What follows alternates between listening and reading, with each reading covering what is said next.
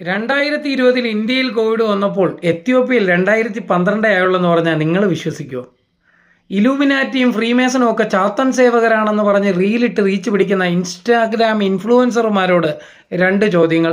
September എന്ന മാസത്തിൻ്റെ യഥാർത്ഥ അർത്ഥം 7 എന്നാണ്, എന്നാൽ കലണ്ടറിൽ അത് 9 ആണ്.